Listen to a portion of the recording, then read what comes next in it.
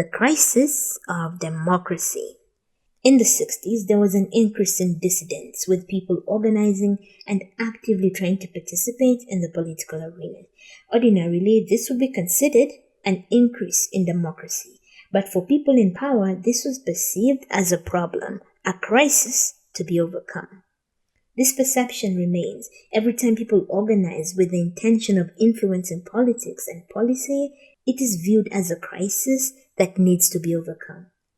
Around the 1970s, when the US was looking to invade Vietnam, the public was against it.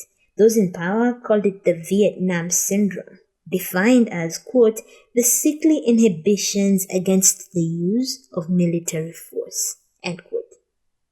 The sickly inhibitions against the use of military force. Quote, it is necessary, as the Washington Post put it rather proudly during the Gulf War hysteria, to instill in people respect for martial value. That's important. If you want to have a violent society that uses force around the world to achieve the ends of its own domestic elite, it's necessary to have a proper appreciation of the martial virtues and none of these sickly inhibitions about using violence. End quote.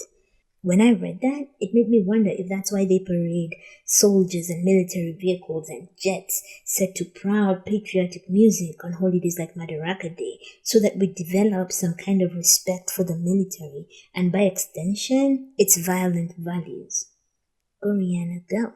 Watch the fighter jets fly high, war machine gets glamorized, we play the games to pass the time. Go Beyonce, go. Watch the fighter jets fly high, war machine gets glamorized, we play the games to pass the time. Go Kendrick, go. Watch the fighter jets fly high, war machine gets glamorized, we play the games to pass the time. No name said it best. Representation as reality. Another component of propaganda is falsifying history.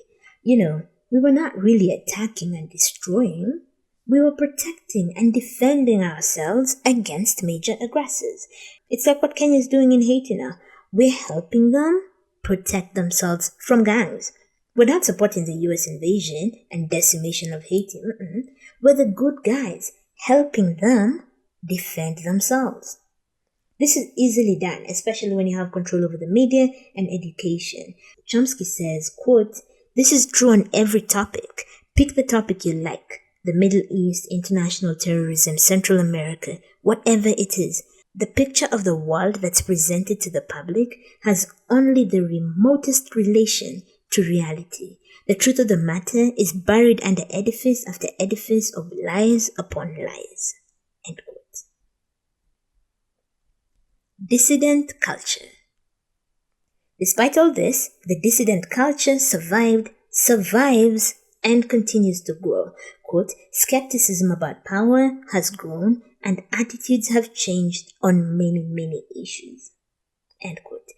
There's an interesting example Chomsky shares about the impact of organizing, no matter how small, on people's views and beliefs. So after the massive propaganda efforts to get Americans on board with World War II and the rest, by the 1960s, quote, everybody thought that the use of violence to suppress people out there was just right, end quote. According to the polls, though, there was a growing gap between men and women's views. Why was there this increasing gap? The women's movement. Women had these organizations where they met and talked, with the result being that women discovered they were not alone, that other people had the same thoughts as them. This reinforces your thoughts and beliefs, which is powerful and dangerous for the people who hold power. These were such informal setups, and yet just that interaction with people has a noticeable effect.